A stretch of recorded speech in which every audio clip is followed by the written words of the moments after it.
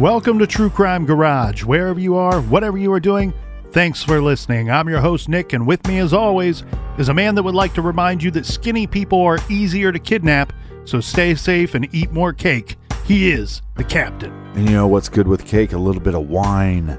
It's good to be seen and good to see you. Thanks for listening. Thanks for telling a friend.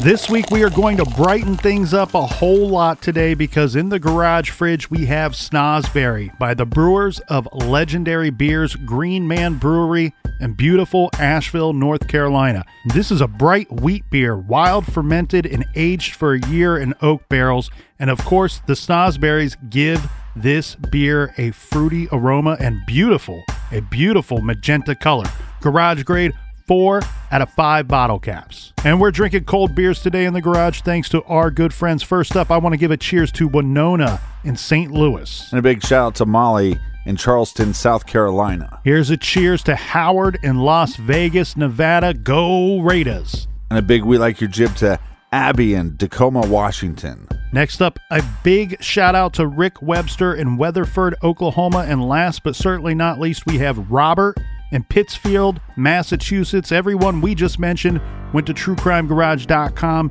and donated to this week's beer fund, and for that, we thank you. Pittsville, it's the pits. It's the pits. You want to support the show? Do you? Do you really? Go to iTunes and leave a 5-star review. It really helps the show, and that is enough of the business. All right, everybody, gather around, grab a chair, grab a beer. Let's talk some true crime.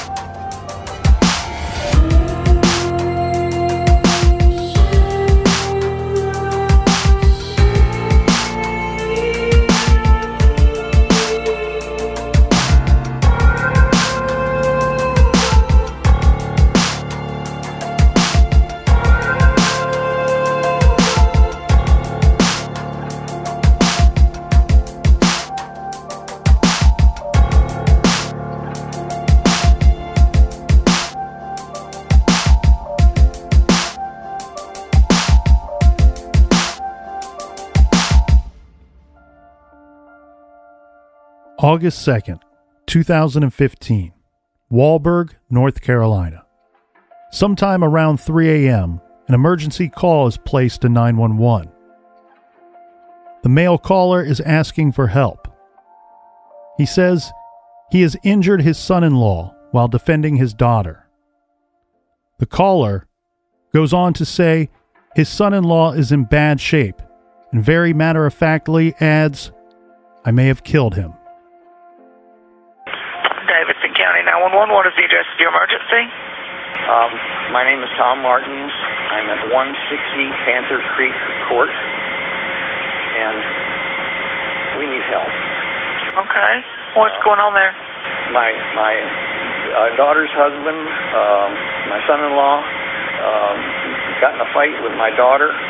I intervened, and I think he's in bad shape. We need help. Okay, what do you mean he's in bad shape? He's hurt? He's bleeding all over, and I may have killed him. You know? All right, okay. Let's back up here just a minute. Give me your address again, make sure I got it right. 160 Panther Creek Court. What is your name? My name is Tom Martins. All right, Tom, give me the phone number you're calling from 2 times, please. I don't know. What's the phone number I'm calling from? I don't know. I'm sorry, I don't know. I'm the father. I'm visiting. I don't know. Was he drinking? Yes, he had been drinking during the course of the day.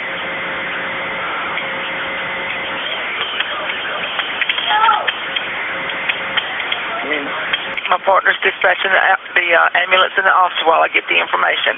Okay. All right. Are you right with him now? I am. How old is he? How old is he? 39. All right. Is he conscious at all? No. Is he breathing? I can't tell. All right. What I need for you to do is I need someone to roll him onto his back, flat on his back. Okay. Hang on. He's a big, heavy man. I can't do it. Or is there anyone there that can help you? My daughter, and she's in terrible shape. Okay, someone needs to get him on his back. We need to verify his breathing.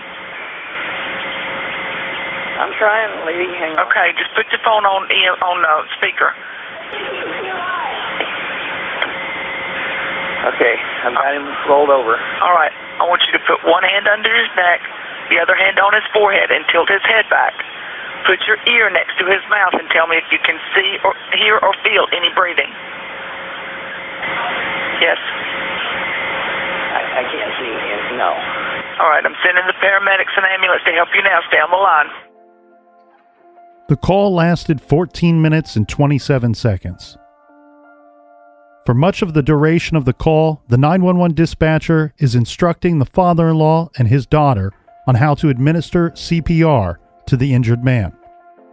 The phone is handed back and forth between the two as they can be heard performing CPR. Once EMTs arrived, the caller and his daughter were told to let them do their job. The last thing that can be heard is the caller saying, "Molly, Molly, come on out of there." When authorities arrive at the scene, it is a bloody mess, and the man on the floor was dead on arrival, his head bashed in with a baseball bat. The father-in-law and wife of the victim tell the investigators that they had killed him in self-defense and the defense of another. But authorities tell a much different tale. This is True Crime Garage, and this is the murder of Jason Corbett.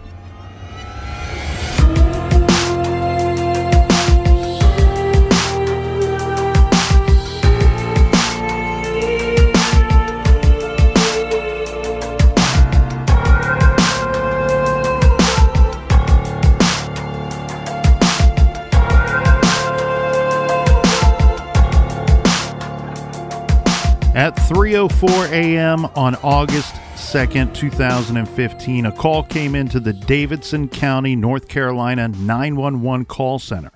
The caller was a male who said he needed help. A 39-year-old man was badly injured. Davidson County Sheriff's Deputy Dave Dillard rushed to Panther Creek Court in Winston-Salem. When he arrived at the home at 3:16 a.m., he found a naked, deceased male lying on his back on the floor in the master bedroom, which is located on the main level. Jason Paul Corbett was pronounced dead at the scene at 3:24 a.m. Attempts by paramedics to revive him were futile. The man on the phone was Jason's father-in-law. His name is Tom Martin, and his daughter and the wife of the victim is Molly Corbett. And we will get into these two in a bit, but Captain, I want to talk about the medical examiner's report. Jason was delivered to the medical examiner in a body bag, naked save for his wedding ring. The August 3rd autopsy report on Jason, prepared by the Office of the Chief Medical Examiner in Raleigh, North Carolina, we have the report, and it concluded the following: blunt force head trauma, which includes multiple lacerations, extensive skull fractures, abrasions, and contusions of the head, including 2 large, branched, full-thickness lacerations of the scalp. Other blunt force injuries, scattered abrasions and contusions of the torso and extremities. In other words, Jason Corbett had been beaten to death. Found clutched in one of Jason's hands was a long blonde hair. Jason's blood alcohol level was 0.02%. His tox report showed ethanol levels of 20 mg, not enough to be considered drunk, but the sample was not taken until August 3rd. So it's hard to know how accurate this was. He also had an antidepressant and sleep aid in his system at less than 0.5 milligrams. The manner of death was ruled a homicide. But we heard his father-in-law say that he was drinking all day. So do we think that the delay of the testing had an effect on that as far as his alcohol level was concerned? Well, I threw that in there for clarity purposes, but not being, a doctor, I don't know if it actually has an effect on that tox reading or not. But I wanted to be clear that it was not conducted immediately. But we also know that sleep aids and depression medicine are not a good mix with any alcohol. Correct. And I actually, just from a lay term, from a lay perspective, I don't think that it would have much of an effect on the accuracy of the test. But I wanted to throw that out there for clarification purposes. Let's examine the lives of this homicide triad, shall we? First, we have our victim, who is Jason Corbett. He was born on December 2nd, 1976 in Ireland. He grew up in the Janesboro area of Limerick City. He loved beer, soccer, and his native land. I can get behind all that right there. Interviews with his coworkers indicate that he was a very well-liked guy who was very friendly and easygoing. Jason had been married twice. His first wife was Margaret Corbett, who had died in 2006 from cardiac arrest, this triggered by an asthma attack. She left behind the couple's two very small children at the time. This is Sarah and Jack. After her death, Jason had hired several nannies to come into the home and help with the children. This was before finding Molly Martins, who was from Tennessee. He found her through a nanny service. Molly moved all the way to Ireland to take up her new position as the caretaker for the Corbett children. This was in 2008, Captain. And it's my understanding that Molly's situation, and I'm guessing that it was the same with the other nannies as well, but this was like a live-in nanny type situation. Yeah. So Molly was born in September of 1983 and grew up in Knoxville, Tennessee, with her parents Tom and Sharon and her three brothers. The family lived a very nice lifestyle, living in an exclusive neighborhood and belonging to a yacht club. Molly was a competitive swimmer in high school. She attended Clemson University, this for a period of time, but it doesn't appear that she graduated from the university. According to her online profile, she did do some modeling. She also reportedly worked a couple of jobs and nannied and taught kids swimming lessons. In her early 20s, she lived in a condo owned by her parents and was engaged at that time in her life. Molly told 2020, the news magazine show, that she suffered from migraines and depressive episodes. She wanted to change. She wanted a change in her life. So in 2008, now at the age of 24, Molly quite suddenly ended things with her fiancé and moved to Ireland. This, of course, to work for Jason Corbett. By 2010, Jason and Molly were engaged. Molly's father is retired FBI agent Thomas Martins. Yes, you heard us correctly. Tom, the man who called 911 and admitted to killing his son-in-law by hitting him in the head with a baseball bat, was an FBI agent for 31 years. He worked as a supervisor for 19 years and as a special agent in charge of the Knoxville office. At the time that Jason was killed, Tom was retired but still worked as a counterintelligence officer for the Department of Energy. He had top secret clearance. Molly's mother, Sharon, was quite impressive as well. She had an undergraduate degree from Emory University in Atlanta and was a doctor of mathematics. In 2011, Molly convinced Jason to move with her to the States. Reportedly, she was homesick. She told 2020 that Jason was excited for the kids to experience life in the U.S. Well, he was a big fan of America. Their family moved to a luxury development in Walburg, North Carolina, a neighborhood of Winston-Salem. They purchased a large brick home in the Meadowlands, an upscale golf community, for $390,000. They were married on June 4th, with the 2 children serving as the ring bearer and flower girl. Jason assumed a position as the manager of multi-packing solutions, receiving a U.S. work visa to allow him to live and work in this country. The packaging plant was owned by the company that employed him in Ireland, so it was kind of a smooth transition for the family to the States, and his company arranged for him to transfer into that position. Let's skip ahead 4 years. Now we're at 2015, to the afternoon of Jason's death. Jason mowed the lawn and then sat outside with his neighbor. The 2 men drank about 7 or 8 beers each and then split a 32-ounce can in 2 glasses. Molly's parents arrived from Knoxville for a somewhat last-minute visit. This is around 8:30 p.m. at night, Captain. They had pizza with Molly, Jason, and Sarah, and then later Molly picked up Jack from a birthday party. This was at 11 o'clock that night. They all went to bed, Tom and Sharon taking the room in the basement. Now, the next thing that we know, 911 is called. Jason is dead, and Molly and Tom appear to have killed him. So let's try to dissect this whole mess, shall we? As we heard in the 911 call, Molly and Tom told authorities that Jason attacked Molly, choking her and threatening to kill her. In separate initial interviews, Molly and Tom told investigators this story between the 2 of them. Tom and Sharon were sleeping in the basement guest room, and Tom woke up because he heard loud thumps coming from the floor above. He grabbed the baseball bat, which that will be a big part of this case, and you heard that, a little bit of that in the 911 call. This bat apparently is a gift that the grandparents brought along with them for young Jack, but they hadn't given the bat to the kid yet. Right. So he grabs this bat and he runs upstairs. Sharon stayed in the guest room, this with the dogs. This was per his instructions, per Tom's instructions to his wife. Tom says he heard a scream from the master bedroom. He opened the door and found Jason choking Molly. He ordered Jason to let her go.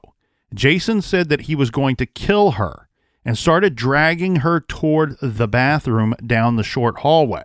Right. When he opens the door, though, Jason's hands are out. Like, think of a 8th grader's dancing, but instead of his hands being around her hips, his hands are around her neck.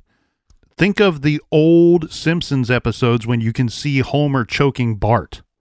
That's what I picture. Yeah, and then when Tom says, "Hey, you got to stop choking my daughter," he turns her around and almost puts her in like a rear-naked choke, like where his arm is now around her throat, and she is now facing her father, but she is now in between her father and her husband.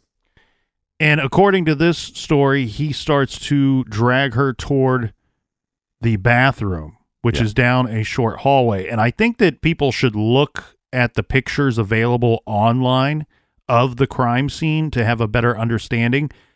It sounds like he would have to leave the room to do this, but keep in mind, this is the master bedroom. The master suite. Yeah, so there's a little like tiny hallway that is a part of the bedroom that goes to this bathroom.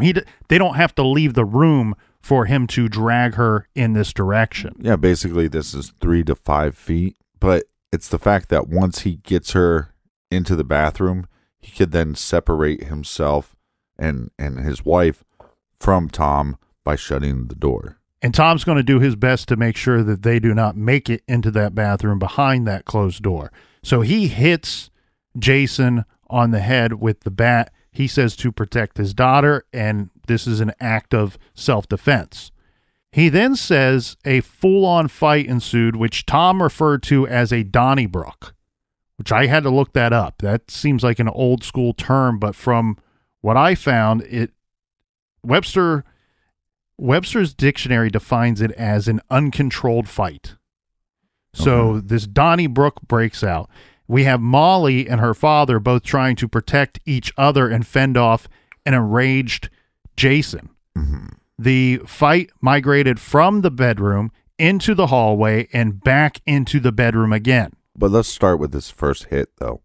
As Jason is moving him and his wife backwards, you can't just take a baseball bat and conk him on the front of the head, because you then could conk your daughter on the front of the head, right?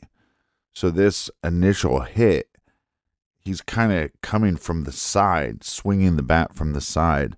So when he actually makes contact with Jason's head, it's like to the side or more towards the back of the head. Yeah, this, from the injuries that we talked about briefly in the medical examiner's report, this looks more toward the scalp area, the side of the head, but toward the scalp area as well. If that's a whole thing, though, that we got to get into as well. So Molly tells the investigators... I'm just going based off of what Tom said the hit and how he swung it towards Jason was. So Molly tells investigators that Jason grabbed the bat from her father, and then she tried to help her father by hitting her husband in the head with a concrete paving stone, which was in the bedroom, because she and the kids had planned on painting it for a garden that they were making. Now, our friend Jess was able to locate a copy of the written statement to police by Molly. This was conducted right after they found the body, and here's what it says. Now, bear with me, Captain, because I'm trying to read through Molly's cursive here. It says, "My husband, Jason Corbett, was upset that he woke up and an argument ensued with him telling me to shut up, etc. And he applied pressure to my throat, neck." She says throat/neck. Mm-hmm. And started choking me. At some point, I screamed as loud as possible. He covered my mouth and then started choking me again with his arm. My father, Tom Martins, came in the room, and I cannot remember if he said something or just hit Jason to get him off me. Jason grabbed the bat from him, and I tried to hit him with a brick, and then she says garden decor I had on my nightstand. I do not remember, and then here's a word that I cannot decipher what it is. I do not remember blank after that. At first I thought it was much. I do not remember much after that. Or I don't think much would be good, though, because I think you'd be pushed to, you can't just tell police, "Oh, I don't remember much after that." Well, tell us what you do remember, you know? So it's got to be some other word. I think that's a pretty common thing. When a fight breaks out, or even like sometimes you're in a bar and that's a common phrase that I've heard my friends say. Well, and then we're at the bar, and then he said this to this. And next thing you know, he smacks him, and then I don't remember much after that. No, I get that it's a common phrase. I mean that you in this situation, you're not allowed to get away with that common phrase. You would be pushed by investigators to clarify what much means. Well, much implies that you still know something. That's debatable, and we'll get into why that's debatable later. But you have individuals that are taken in and questioned, and they're not interrogated. It's very loose, if anything, and then they're sent on their way. There's not much of an interrogation. Correct.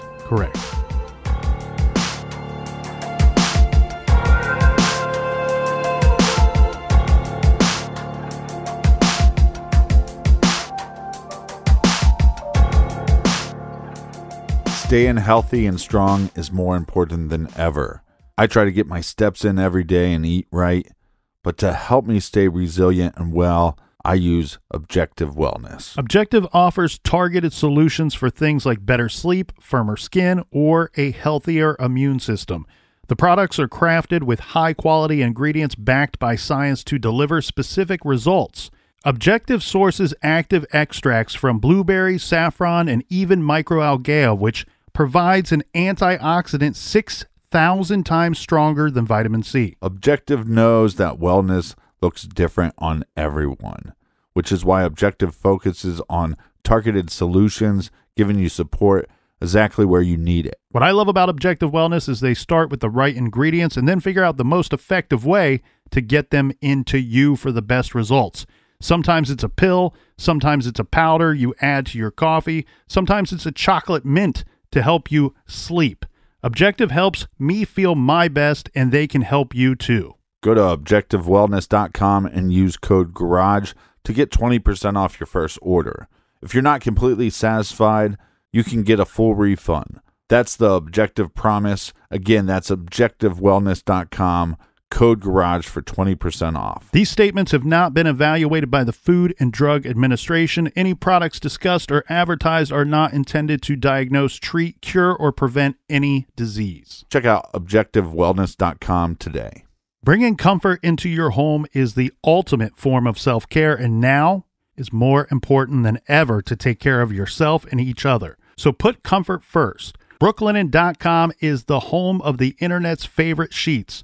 Brooklinen has got over 50,000 five-star reviews and counting. And starting April 29th, Brooklinen is having their biggest sale yet. The birthday sale. Happy birthday. Get everything from bedding to towels to loungewear and more at savings you will not believe. I have made Brooklinen part of my everyday routine because it is so fabulous. It makes me start off my day feeling wonderful. My morning routine is fantastic with the extra soft sheets that I wake up in my bed, and then I have plush towels in my bath area, all from Brooklinen. It's made my bedroom an oasis, and it's the perfect place for me to dream and escape and sleep at night. A good night's sleep is priceless, and I get mine with Brooklinen. If you like softness, if you like comfort, essentials to help you relax, then Brooklinen has it all. Brooklinen.com is the perfect place to find all the comforts for home.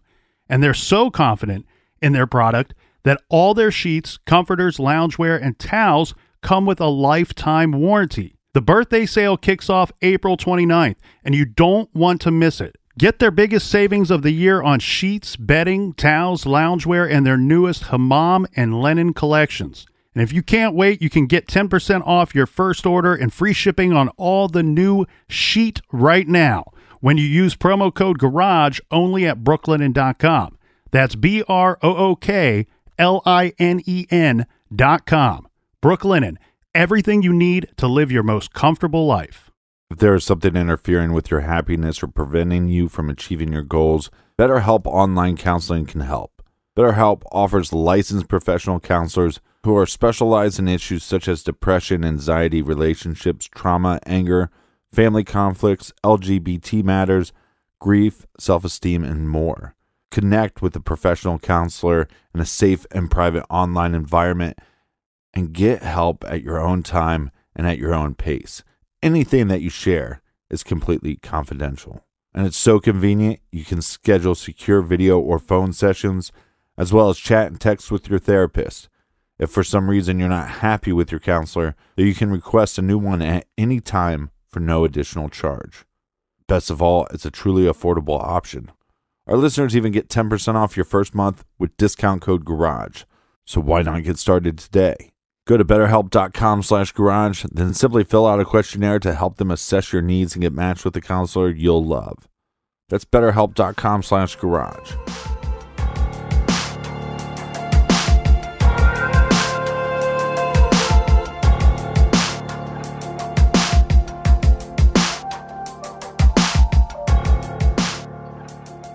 All right. Cheers, mates. Cheers to you, Captain, and happy birthday. Thank you. Thank you, sir. Keep I will your go distance. I will go into song and dance after we finish this recording, and rounds of drinks on me at the bar today.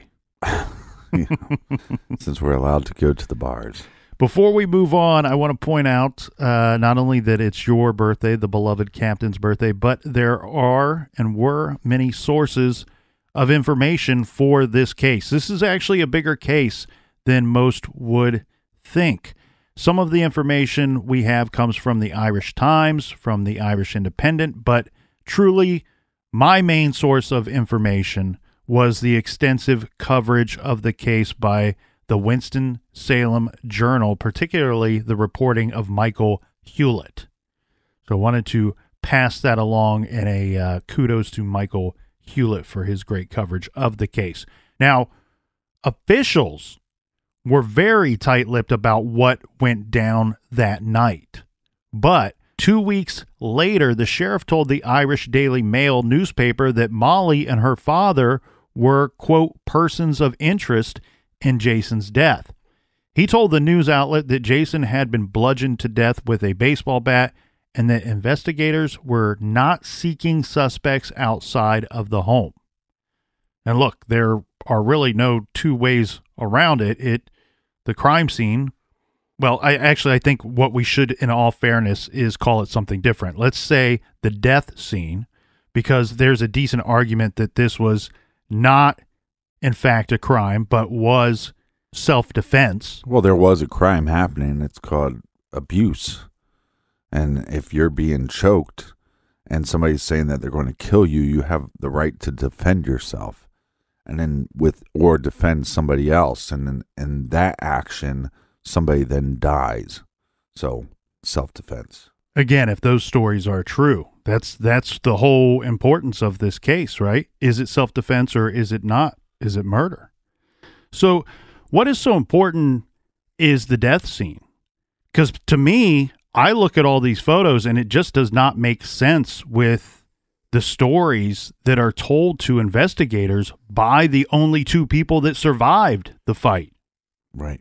This is when you have to let your forensic people put together the scientific facts of the death scene, the facts of the body, the injury sustained by the decedent, and now the detectives, well, they need to start to go to work on some type of paper trail. If you, in fact, do think that this was murder, or if you do, in fact, have evidence that suggests this.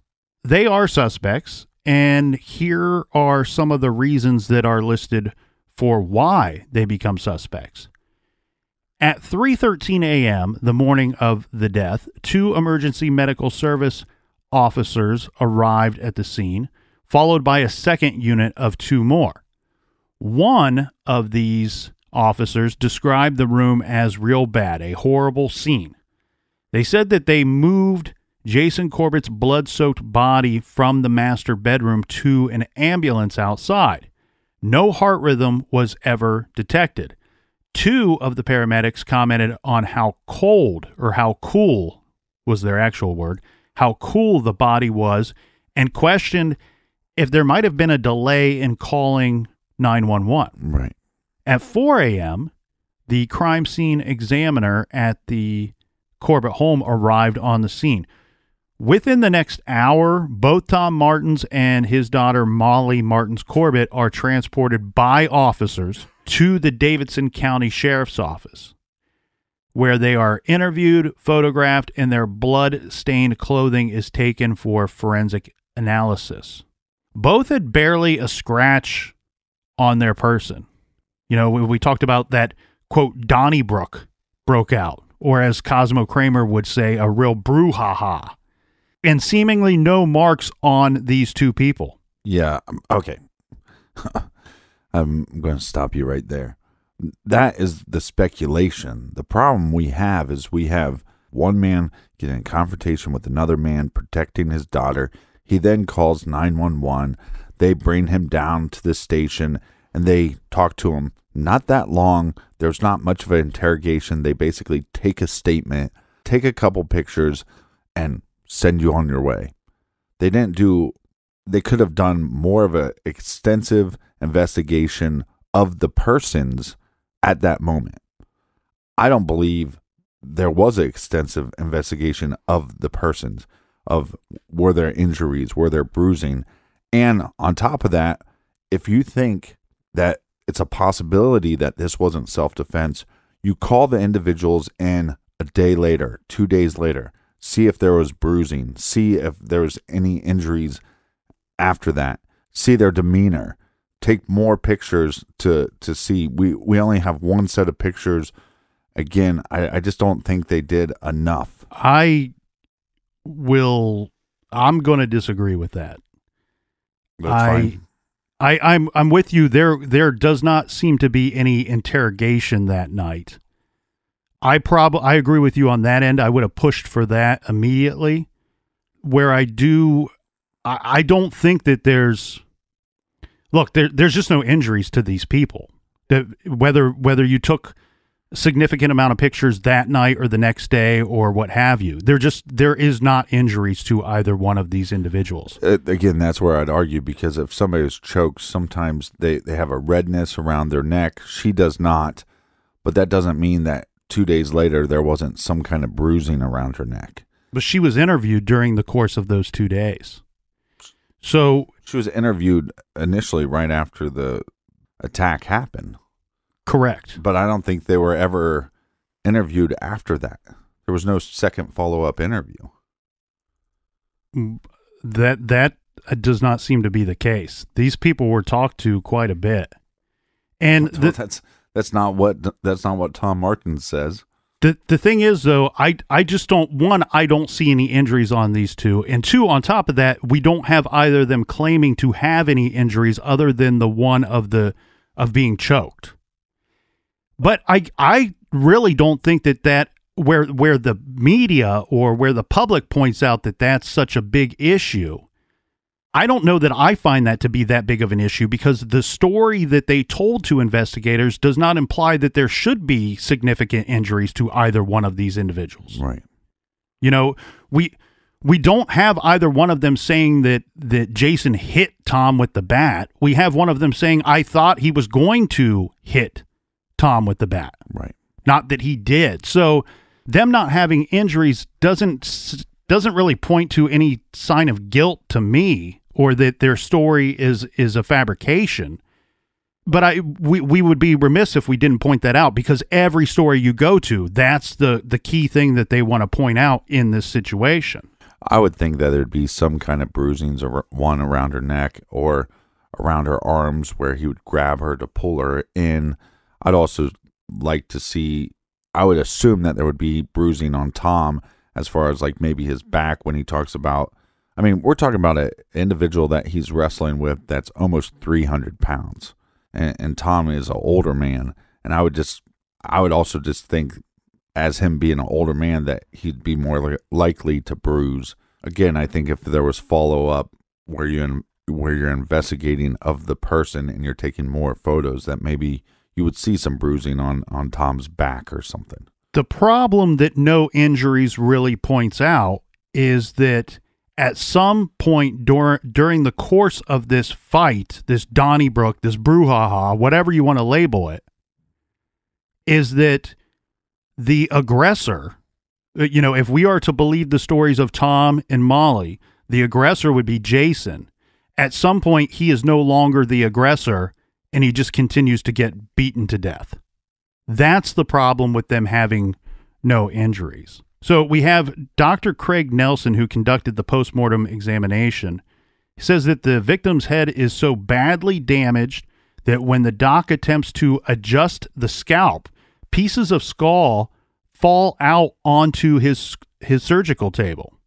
The blows to his skull were so violent and repeated that the doctor said it was impossible to make an accurate count beyond that Jason suffered a minimum of 12 hits to the skull. Well, and we have Tom's saying that it's at least 3 or 4. Yeah, but you have a doctor saying that it's more than that, right? It's a minimum of 12, and past 12, we can't even. It's impossible for us to tell, because the skull's in such bad shape that we can't determine anything after Which that. Isn't consistent with their story. No, not at all. And then as far as a paper trail, you know, we're talking about your forensic guys got to come up with the scientific evidence. Now we got our detectives trying to come up with some type of paper trail or circumstantial evidence. Let's get into some of that. We have Molly's parents, Tom and Sharon, who lived 4 hours away. Apparently they had dinner plans that night for that Saturday night that fell through. According to the reports, Tom made the decision that the two should make a spontaneous visit to see Molly and the kids. For whatever reason, investigators viewed this impromptu visit as very suspicious, saying it's quite out of character for her parents. Now, Jason may have been planning a trip to Ireland. This is a hotly debated issue inside this case. That Jason was planning a trip to Ireland that was going to take place around August 21st. According to an affidavit, the trip was allegedly for the purpose of him moving back to Ireland with his children, but they had no intention of taking Molly with them. Right. The argument against this thought, is that Jason's father was turning 80 years old and there was going to be a big party for his birthday, that the trip was simply for that party. Obviously, they're having problems within their marriage, but one of the problems was Molly wanted to have custody of the children. She's raising these kids. She's now their mother.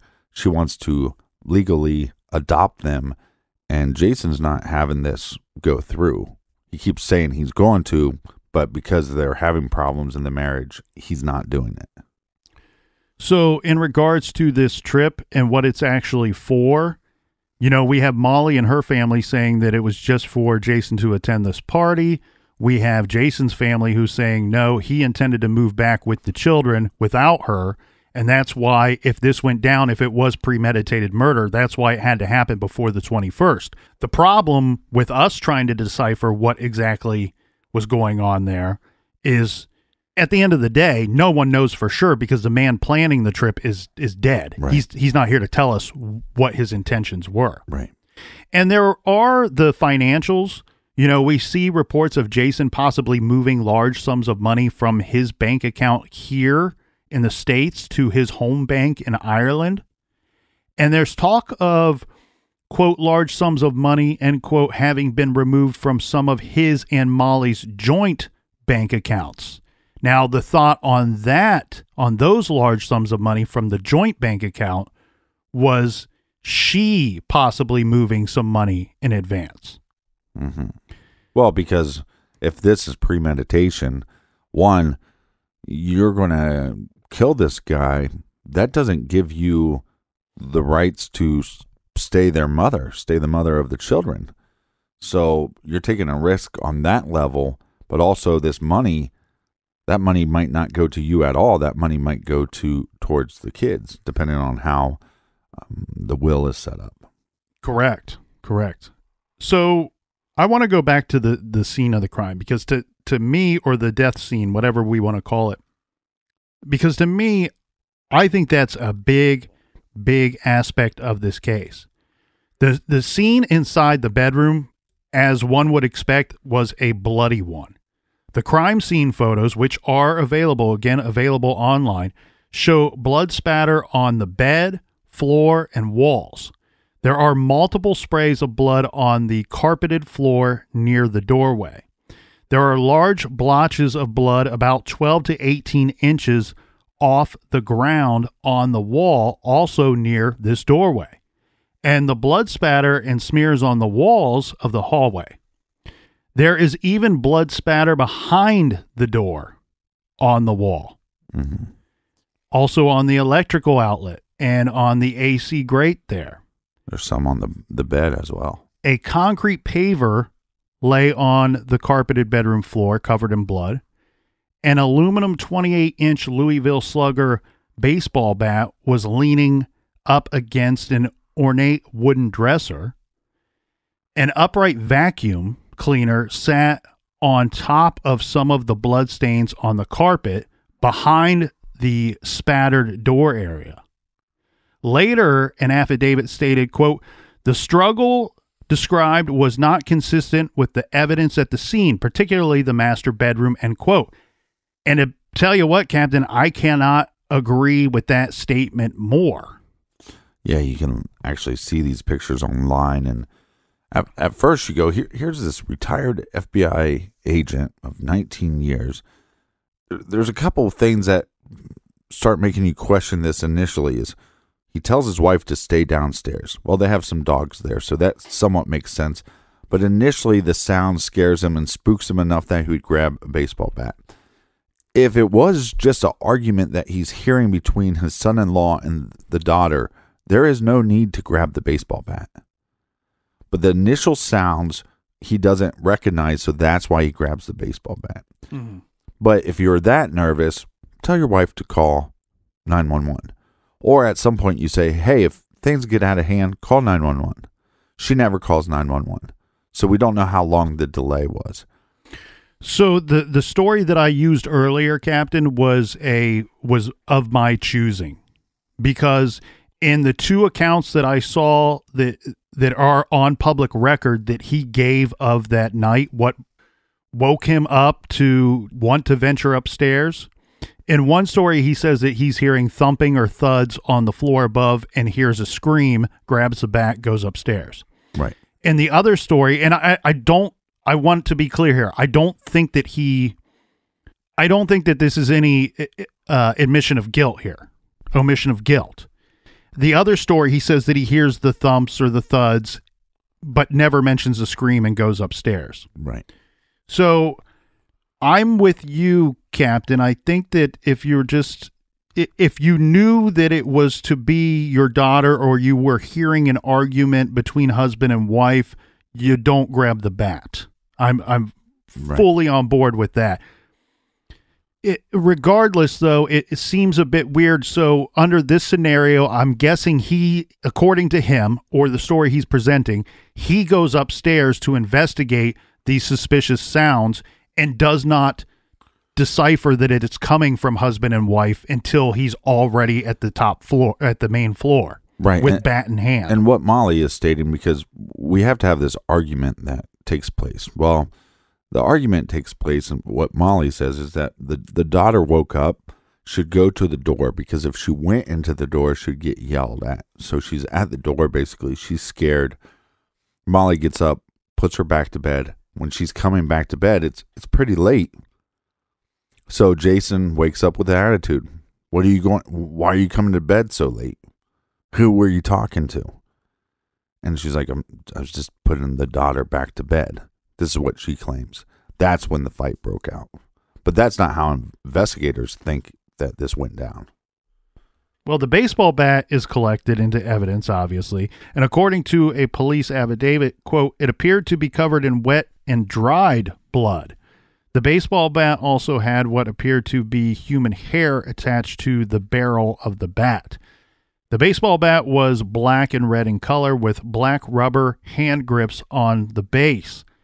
A concrete paver with blood on it was collected as well. The police photos of Molly Martin's Corbett taken that night show a distraught-looking young blonde woman with blood on her forehead and in her hair. She is clothed in a multicolored pajama tank top and pants. A little blood is evident on her clothes. She appears in photos to have virtually no marks on her, as we said earlier, save one tiny red mark on her throat. And others have pointed out that she is wearing a delicate-looking bracelet on one wrist, which many have questioned, why did that not break during this struggle? Right. Tom Martins, Molly's father, was photographed looking sheepish. He has ample blood smears on his shirt, but his arms and hands look, they're significantly less bloody than the shirt. He was not photographed in the boxer shorts. So he was wearing boxer shorts when this whole thing went down. Mm-hmm. Neither had any visible scrapes, cuts, bruises, or swelling at that time, which, again, seems unlikely, but it also doesn't go completely against their story of how it went down. I question where it goes to, at some point, was this self-defense and turned into murder? Like, could you have stopped beating this man at some point? And as you pointed out, Captain, Jason was a large man as far as weight goes. I have him upwards of 260 pounds. Mm-hmm. Now, both Tom and Molly were interviewed by police. I mean, you hear on the 911 call, hey, this guy's a large man. It's hard for me to turn him over. Right. Both were interviewed by police and released, as you said, this within 7 hours of the time that they were taken to the sheriff's office. I do want to go a little more into some of these crime scene photos, because these things are, there's a lot to look at in these. There's a lot to look at and try to put your own, I don't want to say spin, but put your own opinion on what you think that you're seeing. Right. When I first look at the photo that I think is of the most interest to me immediately is the one, and anybody that's seen these online will know immediately which one I'm talking about. There's a picture of the master bedroom door, and it's open. It's about halfway open. And there's a vacuum cleaner with the cord kind of strung out along the floor, and it's wedged between the wall and this master bedroom door. You see blood on the carpet. You see blood on the vacuum cleaner. You see blood on the walls behind the vacuum cleaner, behind the door. Mm-hmm. So there's some puzzling things about that portion of the scene. We can decipher that the vacuum cleaner during the course of the bloodied attack was lying on its side, because the blood that is on the wall behind it could not have physically got there with the vacuum cleaner sitting upright. The other thing too is if you look real close at the vacuum cleaner, the blood was dripping from side to side on the vacuum cleaner, which is scientifically not possible if the vacuum cleaner was in the upright position when this blood is spraying on it during the attack. Right. So somebody took the time to put the vacuum upright, or put it upright and in this location in the room prior to these photos being taken, which seems a little strange to me, unless it's paramedics just simply getting it out of the way when they try to save this individual's life, who, by all accounts, is dead by the time they arrive on the scene. The other puzzling thing, too, is that when you see the blood on the wall, again, behind the vacuum cleaner, it's also in a location where you question the position of the door during this attack. Because if the door would have been fully open, or even in its half open position as we now see it in the photo, it does not appear to me that some of that blood would have made its way to where it did on those walls, having the door being in the open position. The other troubling thing, too, is if you look at the door jamb and if you look at the floor, and this is just outside of the master bedroom, there's blood on the door jamb, there's blood on the floor. There's blood on the back side of both sides of the door. Yeah, but that could have been... who knows? I mean, the door could have been open at some point and the door shuts. You know, everybody has doors in their house that they don't like to stay open. They swing shut. So that's a possibility, or they use the stopper to open up the door because they know that the EMTs are coming. I don't know. I question why there's blood on both sides of the door. I think the bigger thing is where the blood splatter is happening. It's happening mainly 3 feet and down. And so this guy that's almost 6 foot tall, and you're talking about smacking him in the head a couple times with a baseball bat, you'd expect to see more of this splatter coming, in that 6 foot range.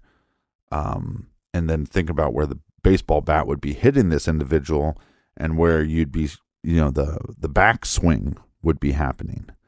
Yeah, several portions of the big batches of blood that we see on the wall are 18 to 12 inches off of the floor. And I think this is the initial reason why investigators went, okay, their story, he's an FBI agent of 19 years. We want to believe him, self-defense of your daughter, but the majority and big amounts of blood are happening 12 inches off the ground. Show that two people are beating a man in the head while he's on the floor. Right.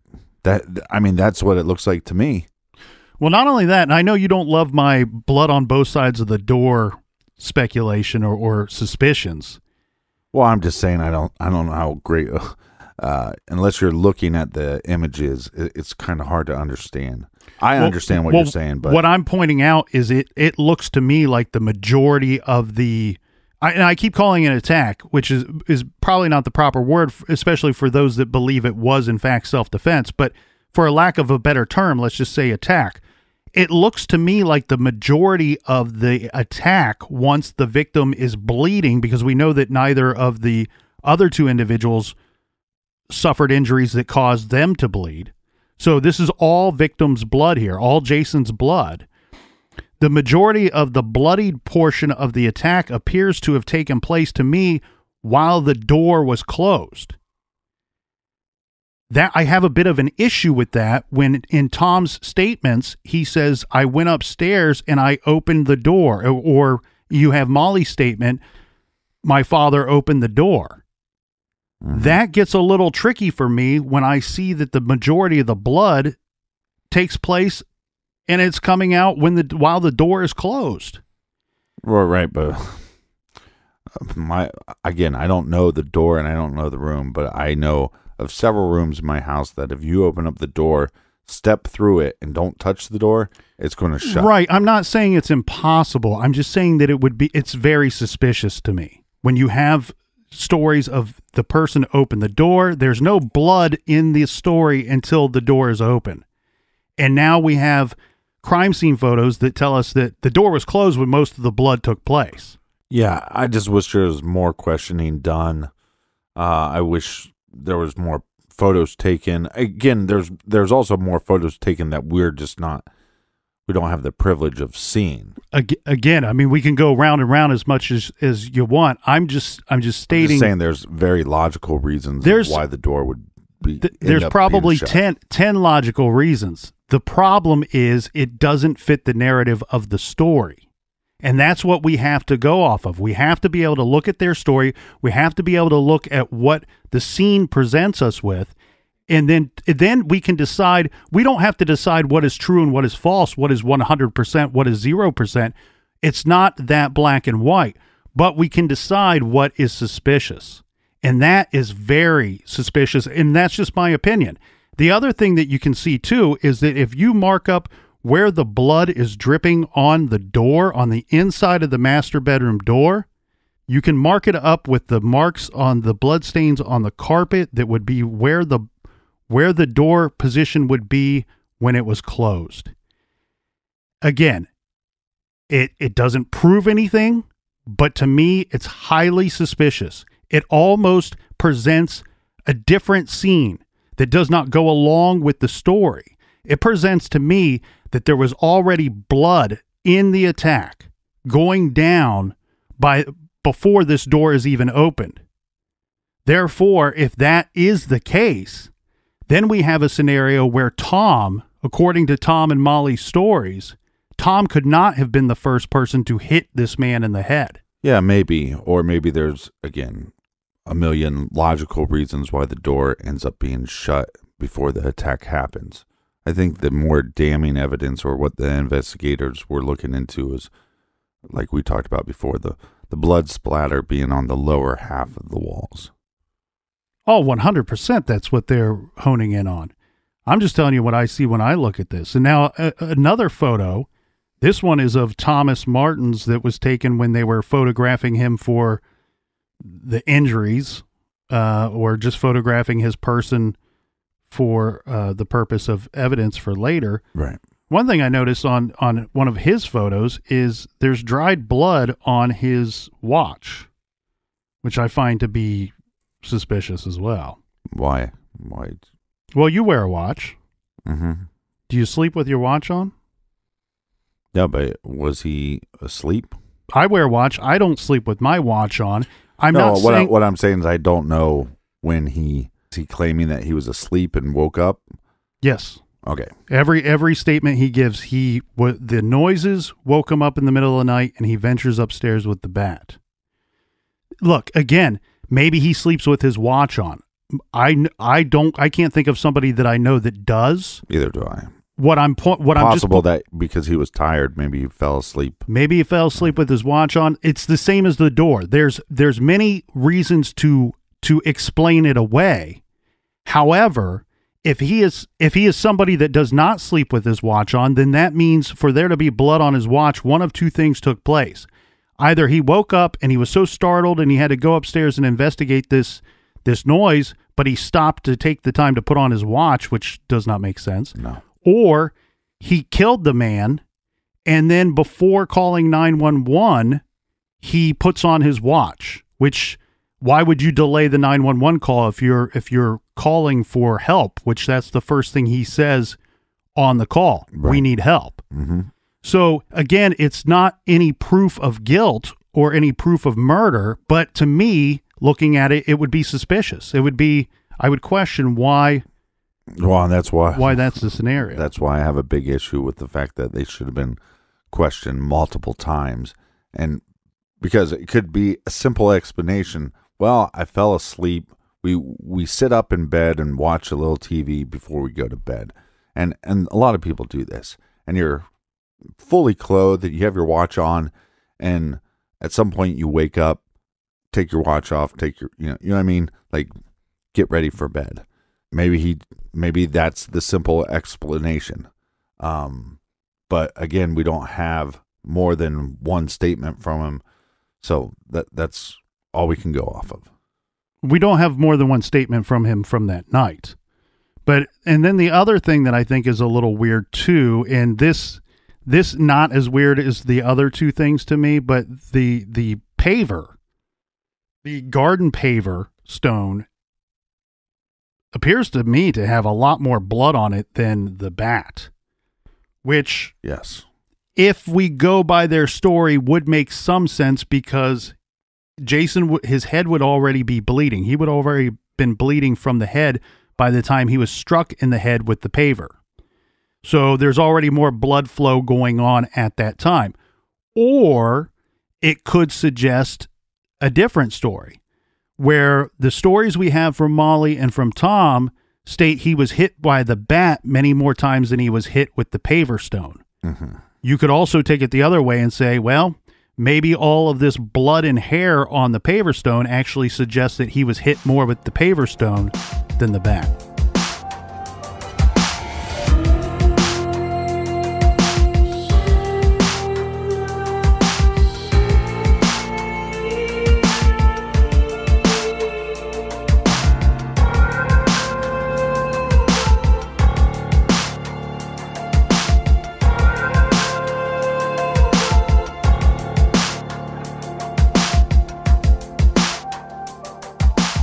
Today's show is sponsored by BetterHelp. Whatever struggles you are facing, from depression and anxiety to trauma and grief, BetterHelp can connect you with a professional counselor and a safe and private online environment. It's so convenient. You can schedule secure video or phone sessions, as well as chat and text with your therapist. Anything that you share is completely confidential. Best of all, it's a truly affordable option. Our listeners even get 10% off your first month with discount code GARAGE. So why not get started? Simply go to betterhelp.com/garage and fill out a questionnaire to get matched with a counselor you'll love today. That's betterhelp.com/garage. Thanks to everybody for joining us here in the garage today. Please come back and join us again tomorrow. Until then, be good, be kind, and don't litter.